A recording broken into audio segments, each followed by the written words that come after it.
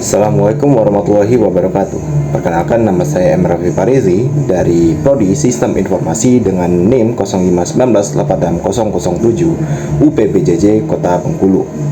Jadi di video kali ini saya akan membahas tentang tugas praktikum 3 pemrograman berbasis web.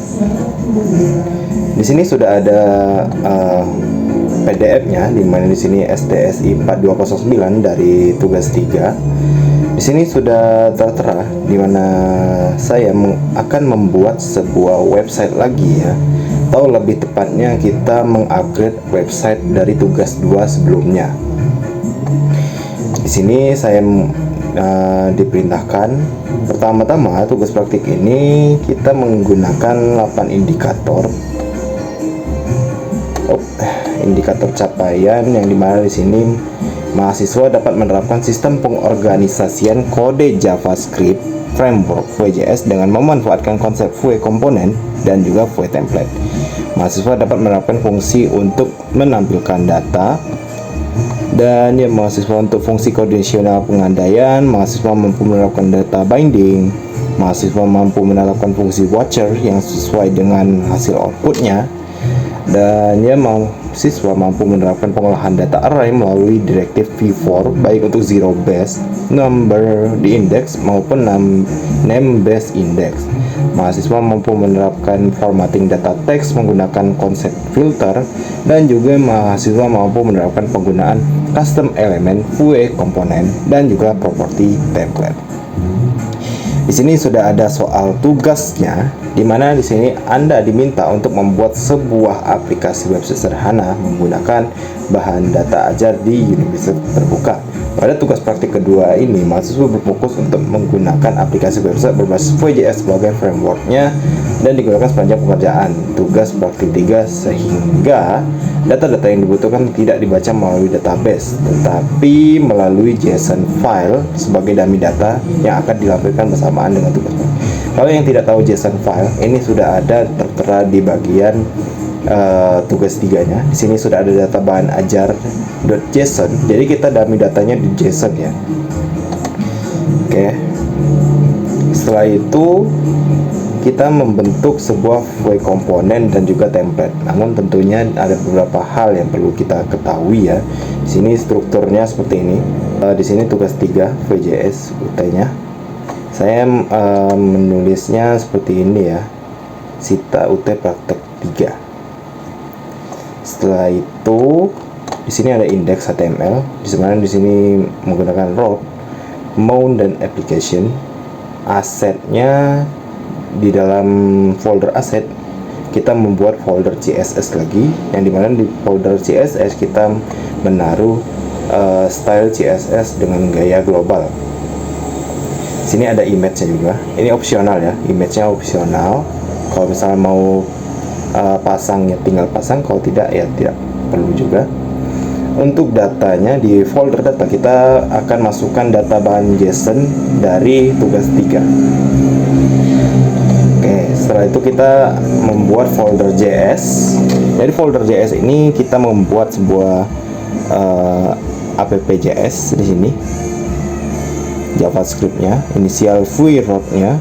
Terus itu kita buat sebuah folder komponen di dalam JS ini. Itu terdiri dari stock table JS, DO tracking JS, order form JS, status batch JS, aplikasi modal JS, dan sebagainya macamnya. Di sini kita membuat juga folder service, dimana di sini ada di dalamnya ada API JS. Ini untuk fetch JSON ya, data service menangani data akses. Terus itu di bawahnya ada template. Sebenarnya ini kalau kita bilang wajib itu enggak juga, karena pada dasarnya kita bisa otak-atik sendiri. Saya sudah improve sendiri di bagian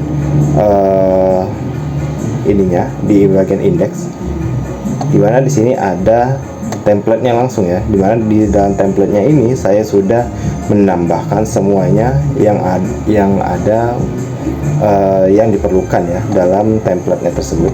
Saya sudah menggunakan template TPL stock. Di sini ada TPL tracking, TPL batch dan modal ya. Dan contohnya, file komponen stock table diregistrasikan menjadi VUE komponen dengan perintah sebagai berikut: VUE komponen BA stock table, kan VUE komponen ya, di atasnya ya, seperti ini. VUE komponen BA stock table yang dimana templatenya itu adalah TPL stock ya. Di sini ada prop-nya, item, APJL, kategori, filter daerah, filter kategori dan kondisi, judul, false dan sebagainya macamnya. Di sini saya sudah menggunakan pemantauan ganda duo watcher ya, yang ada di indikator penilaian tadi. Di sini ada filter daerah, itemnya, handler, koleksi data stok di sini juga. Setelah itu ID template-nya juga perlu konsisten sebagai TPL stock, TPL tracking dan sebagainya.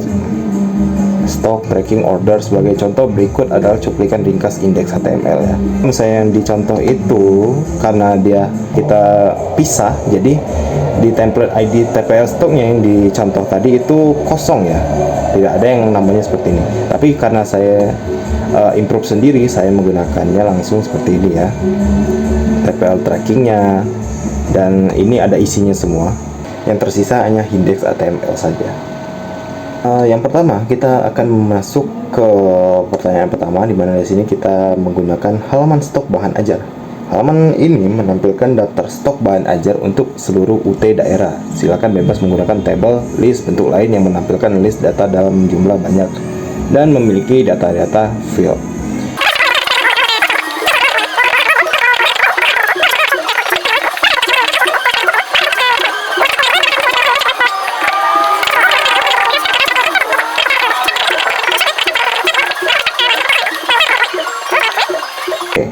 Kita akan langsung cek dari itu ya.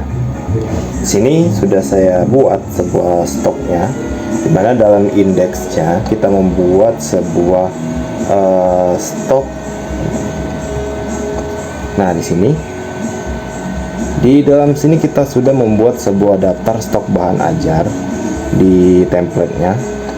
Di sini ada juga class form container untuk menggunakan tambah dan juga edit bahan ajar.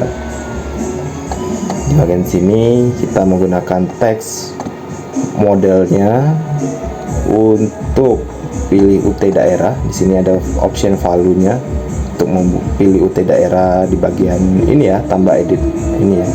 Terus itu bisa pilih kategori, dan juga di sini kita menggunakan placeholder, lokasi rak, harga, jumlah stok dan safety stok ini untuk tambah dan edit bahan ajar ya. Terus itu di sini ada able UT daerah.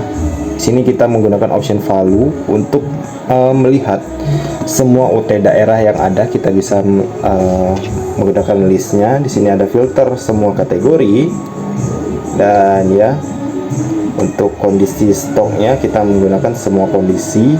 Di sini juga ada sort by-nya. Di sini kita bisa memilih judul MK-nya, jumlah stoknya, harga, dan juga sebagainya macamnya. Kalau misalnya sudah selesai, kita akan melihat sebuah ininya. Oke, kita akan masuk ke live server. Nah, di sini kita sudah menggunakan sebuah daftar stok bahan ajar. Di mana di sini ada dua, ada stok bahan ajar dan juga tracking dan order DO.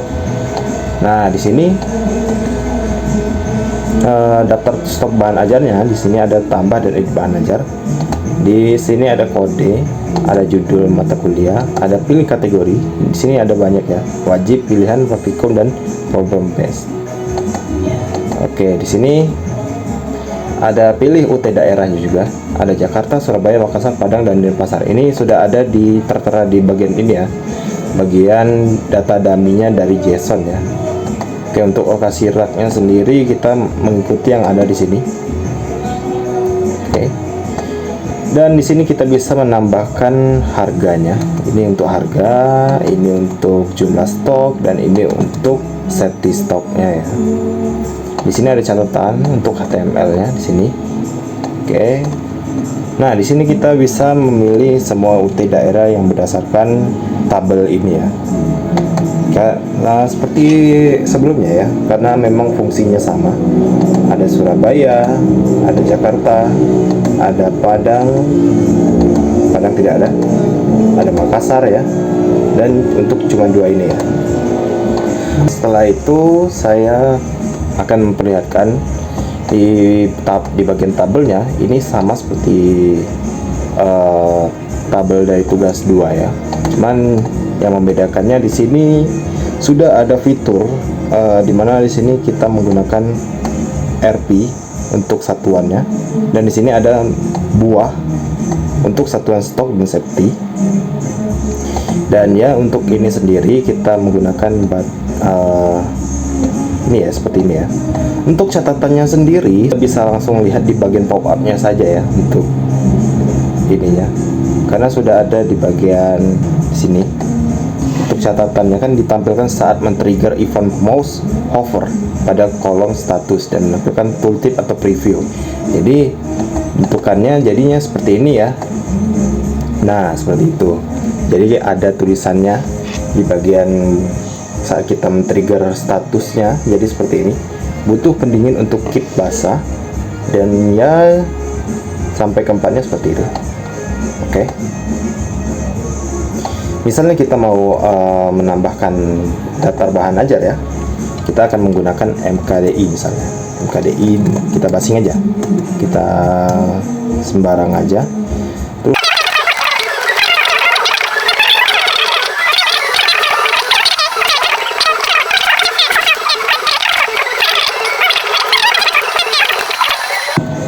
Terus kita tambah, akan muncul di sini. Nah, di sini ada kode judul yang sudah saya buat. Kalau misalnya kita mau edit juga bisa, kita bisa edit juga di sini. Nah, jadi kan sudah ada tertera juga di sini, ada tambah dan juga edit bahan ajar ya. Jadi nyatu di sini. Oke, setelah itu misal kita mau edit lagi, kita pasangnya jadi tinggal satu ya. Jadi kita update. Nah, setelah update kita langsung memperlihatkan kalau statusnya itu menipis ya. Oh ya, karena di sini pas saat kita simpan itu langsung muncul, itu ada di bagian soalnya ya. Di sini di bagian terdapat fitur untuk menambahkan data bahan ajar baru melalui formulir kecil dan melalui validasi sederhana untuk setiap data field. Ketika men-trigger event keyboard enter, maka data bahan ajar baru langsung disimpan dan diperbarui pada tampilan daftar. Langsung disimpan tanpa perlu ada pop-up dan sebagainya macamnya ya. Misalnya kita mau menghapus sebuah data, kita hapus data yang saya saja. Nah, di sini ada muncul sebuah pop-up konfirmasi aksi, di mana di sini apakah Anda yakin ingin menghapus produk MKDI 2183? Nah, di sini sudah muncul pop-up-nya sesuai dengan yang ada di soal. Kita klik aja ya, hapus, dan langsung menghapus secara otomatis. Oke, untuk bagian kedua ini kita akan masuk ke bagian tracking dan registrasi delivery ordernya. Di sini di bagian DO trackingnya, saya sudah membuat sebuah komponen DO tracking yang dimana sini itu ada template-nya. Di template ini TPL tracking ini sudah ada di index ya. Di bagian TPL tracking di sini sudah ada template-nya. Di sini ada tracking dan registrasi delivery order DO ya, dengan judulnya seperti ini. Dan di sini saya menggunakan field set class, di mana di sini ada input delivery order baru, dan juga saya menggunakan class form grid. Di sini ada labelnya, name, dan juga input type text movie model form or name placeholder. Di sini masukkan name ya, ini untuk memasukkan name dan juga masukkan nama ya. Untuk label ekspedisinya juga saya sudah membuat seperti ini. Ini untuk input delivery order yang baru ya. Paket bahan data ajar, dan paketnya, isi paket, total harganya sesuai dengan ada di bagian JSON ya, data bahan ajar JSON. Oke. Nah, di bagian bawah sini ada yang namanya name, ekspedisi, tanggal kirim, dan total bayarnya. Log perjalanan paketnya juga diperlihatkan di sini. Nah, oke, terus itu kita melihat di DO trackingnya. Di DO tracking saya sudah membuat sedemikian rupa seperti ini untuk meratakan struktur JSON objek dari API ke bentuk array yang mudah dibaca V4 ya. Di sini saya menggunakan let flat list dengan tracking listnya for each, dan ya di sini ada if return flat listnya dengan let query disactive search to lower cache ya, untuk melihat sebuah cache-nya. Nah, di bawah sini kita menggunakan ambil tahun lokal saat ini ya. Saya menggunakan 2026 untuk tahun lokal saat ini ya. Walaupun di bagian data bahan ajar JSON-nya itu menggunakan tracking DO untuk 2025. Tapi saya menggunakan 2026 untuk yang sekarang. Jadi di sini kita bisa cari DO yang mengandung pola DO dan angka tahunnya. Kita pakai includes agar fleksibel mendeteksi tahun data lama maupun yang baru. Di sini ada DO menggunakan to uppercase start with DO. Terus itu kita juga memotong string setelah tanda minus untuk mengambil nomor urutnya ya. Kalau misalnya kan nomor urutnya itu 0001 dan di situ ada yang namanya di data bahan JSON itu ada tracking DO bernama Rina Wulandari dengan nomornya itu adalah 2025 DO 2025 0001. Jadi kita harus bisa menambahkan lagi, saat kita menambahkan tracking DO yang baru itu menjadi otomatis 002. Sita UT. Di bagian sini kan saya sudah diperlihatkan tracking dan registrasi dari value order, dimana di sini ada input dari value order baru dan di bawahnya ada nomor DO trackingnya ya. Dimana di sini ada DO 2025-001 bawaan dari file JSON-nya, karena ada dua, memang ada dua di bagian JSON-nya. Halaman ini menampilkan halaman tracking status DO bahan ajar seperti pada tugas praktik 1. Ya, di DO tugas praktik 1 juga ada yang namanya tracking DO-nya. Tapi di sini kita menerapkan framework VJS ya. Menampilkan fitur pencarian berdasarkan nomor DO atau juga NIM ya. Cari berdasarkan nomor DO atau juga kita bisa mencarinya berdasarkan NIM. Terus itu penggunaan dapat melakukan submit pencarian dengan cara menekan tombol keyboard enter. Pengguna dapat melakukan clear atau reset pencarian dengan cara menekan tombol keyboard misal kita NIM-nya 123456789, kita bisa menggunakan enter langsung untuk mencarinya.